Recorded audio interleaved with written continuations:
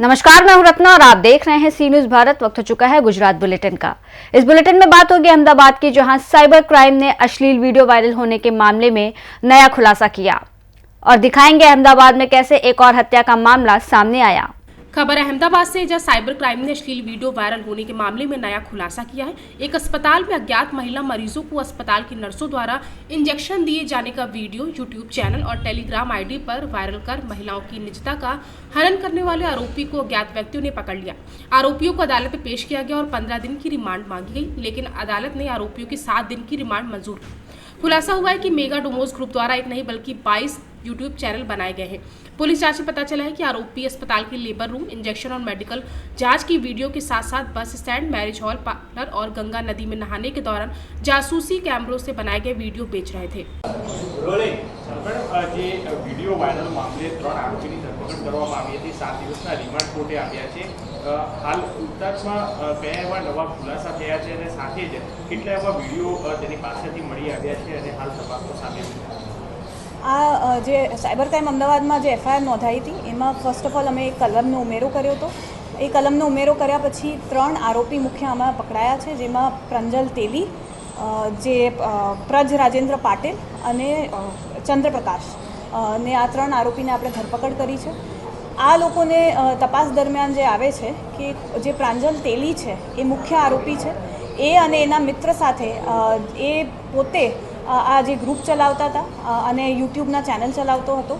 એના તપાસ દરમિયાન એ પણ આવ્યું છે કે એની પાસે 2000થી ઉપર આવા વિડીયોઝ છે અને અનેક ગ્રુપ્સમાં એ વિડીયો છે, અનેક કેટેગરીઝ છે, કુલ એવા 22 કેટેગરીઝના એની પાસે છે। એના કહેવા પ્રમાણે અને ઇનફેક્ટ એના ડિવાઇસમાં પણ અમને જે મળ્યું છે એમાં આ લોકોનું આખું મેન્યુ કાર્ડ હોય છે। એ મેન્યુ કાર્ડમાં કયા પ્રકારના વિડીયોઝ જોવા છે એ આખું એમની પાસે એક લિસ્ટ આવે છે। 22 એવા ટોપિક્સ છે જે બધા પોર્નોગ્રાફી અને અશ્લીલ કન્ટેન્ટ છે એવા વિડીયોઝ છે અને આ લોકો આ 800થી 2000 માં વેચતા હતા। આમાં મુખ્ય જે હોસ્પિટલના છે એમાં હોસ્પિટલના ઘણા વિડીયોઝ છે, આખા અન્ય રાજ્યોના પણ અને 60થી 70 એવા અલગ અલગ જગ્યાના વિડીયોઝ છે।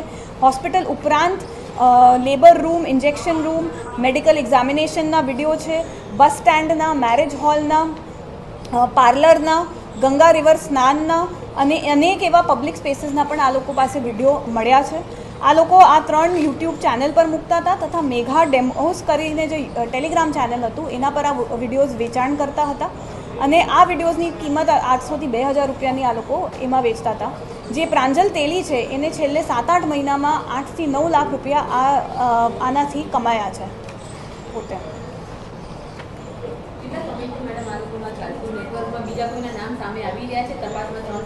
જી, પ્રાંજલ તેલી સાથે એક એનો મિત્ર પણ છે, એનું નામ આમાં બહાર આવ્યું છે, એની તપાસ અત્યારે ચાલુ છે અને આ પાટેલ અને તેલી બંને સંપર્કમાં હતા, બંને મહારાષ્ટ્રથી છે, લાતુરની આજુબાજુ રહેવાના એમનું છે અને આ લોકો આ 6થી 8 મહિના ઉપર આ કામમાં સક્રિય હતા અને આ લોકો આ રીતે ઓપરેટ કરતા હતા।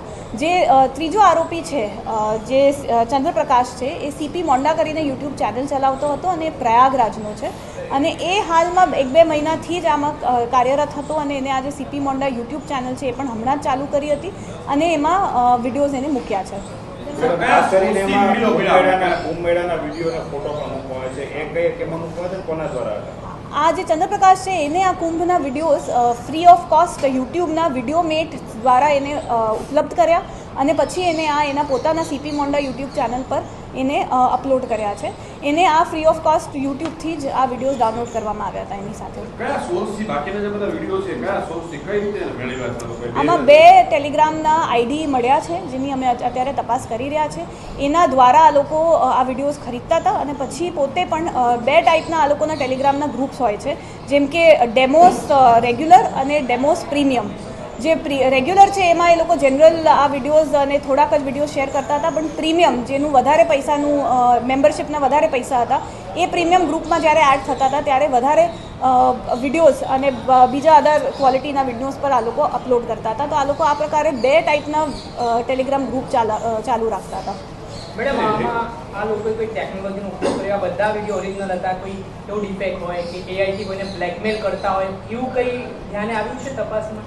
તપાસમાં આ દરમિયાન આ બહાર આવ્યું છે કે આ લોકો જે સીસીટીવી હેક કરતા હતા અને હેકર્સમાંથી આમના એક મિત્ર છે એ હેક કરવામાં હોશિયાર હતા, પ્લસ જેનાથી સોર્સથી આ લોકો આ વિડીયો મેળવતા હતા એ પણ પોતે હેકર છે અને એની પણ અત્યારે અમારી તપાસ ચાલુ છે. અને આ લોકો હેક કરતા હતા અને કોઈ દબાણ કે એ રીતે વિડીયોઝ નથી મેળવતા હતા, હેક કરીને જ મેળવતા હતા. મારો કેસ આરોપી નંબર 1 અને 2 તરફે હતો. હાલના જે 2 આરોપીઓ હતા એમના 14 દિવસના રિમાન્ડની માંગણી પોલીસ દ્વારા કરવામાં આવેલી. બચાવ પક્ષે મુખ્યત્વે દલીલ એવી હતી કે હાલના આરોપીની ગેરકાયદેસર રીતે મહારાષ્ટ્રથી ટ્રાન્ઝિટ રિમાન્ડના વિના અરેસ્ટ કરવામાં આવેલા છે અને તેમ છતાં આજ રોજ ગઈકાલે અરેસ્ટ બતાવીને રજૂ કરવામાં આવેલા છે એ હતી. અને બીજી મુખ્ય દલીલ એવી હતી કે હાલની જે પોલીસ છે સાયબર ક્રાઇમ અમદાવાદ સિટી એને આ કેસની તપાસ કરવાની સત્તા જ નથી આવતી, કારણ કે આ જે ગુનો છે એનું જે પ્લેસ ઓફ ઇન્સિડન્ટ છે રાજકોટ છે અને ત્યાંની સાયબર ક્રાઇમ ઓફિસ જે છે એ આ બાબતની તપાસ કરી શકે છે. અમારી દલીલ અને આ સરકારી વકીલશ્રીની દલીલ સાંભળીને નામદાર કોર્ટે 7 દિવસના રિમાન્ડ મંજૂર કર્યા છે. કયા મુદ્દાઓ તમે મહત્વના આ કેસમાં કહી શકો? આ જે આખો કેસ છે ઇલેક્ટ્રોનિક એવિડન્સ ઉપર નિર્ભર કરે છે. ઇલેક્ટ્રોનિક એવિડન્સ એક એવી વસ્તુ છે જે ફોરેન્સિક લેબમાં બેસીને તપાસી શકાય છે. એ હાલના આરોપીને ક્યાંક રૂબરૂ લઈ જઈને તપાસ કરે એવો કોઈ પોલીસનો કેસ નહોતો. એ મારી મુખ્ય દલીલો હતી. ઇલીગલ ડિટેન્શનની વાત પણ તમે કરી અને સાથે જ સાથે તમે 66E જે ઓફેન્સમાં જે મતલબ કલમ જોડી છે અંદર એને લઈને પણ તમે તમારો મુદ્દો મૂક્યો છે. આરોપીની અટક 17 તારીખે ગુનો દાખલ કરવામાં આવ્યો છે પોલીસ દ્વારા. આરોપીની અટક જે છે એ મહારાષ્ટ્રથી 18 તારીખે કરવામાં આવેલી છે. એ હું નથી, પ્રેસ કોન્ફરન્સ જે જેસીપી સિંગલ સાહેબની છે એમની પ્રેસ કોન્ફરન્સમાં એમને પોતે કીધેલું છે કે અમે આરોપીની અટક કરી લીધી છે, પણ ઓન પેપર એને અટક ગઈકાલે 1:30 વાગ્યા પછી બતાવવામાં આવેલો છે. अहमदाबाद से सी न्यूज संवाददाता यज्ञेश गोस्वामी की रिपोर्ट। खबर अहमदाबाद से, जहां एक और हत्या का मामला सामने आया है। अहमदाबाद के बोपल इलाके में विभूषा बंगले के पास एक सुबह युवक टहल रहा था। इसी बीच सोसाइटी में रहने वाले लोगों ने युवक को चोर समझकर पीटकर पुलिस को सौंप दिया। चोर होने के संदेह में युवकों ने इंद्रावन नामक युवक को एक बंगले में ले जाकर बंधक बना लिया, उसकी पिटाई की और उससे बोपल पुलिस थाने ले गए। पुलिस थाने में युवक की तबीयत बिगड़ने पर बोपल पुलिस ने उसे इलाज के लिए प्राथमिक चिकित्सा केंद्र में भर्ती कराया, जहां इलाज के दौरान युवक की मौत हो गई। वहीं पुलिस ने मामला दर्ज कर जांच शुरू कर दी है। આજ રોજ બોપલ પોલીસ સ્ટેશન વિસ્તારના ગુમા ગામ ખાતે વિભૂષા બંગલોઝની પાસે વહેલી સવારના રોજ મરણ જનાર ઇન્દ્રવદન પરસોત્તમભાઈ પરમાર નાઓ ત્યાં દુકાન આગળ ફરતા હતા. તે દરમિયાન અન્ય 3 ઈસમો દ્વારા ચોરીની શંકાના આધારે તેમને પકડી માર મારવામાં આવેલ.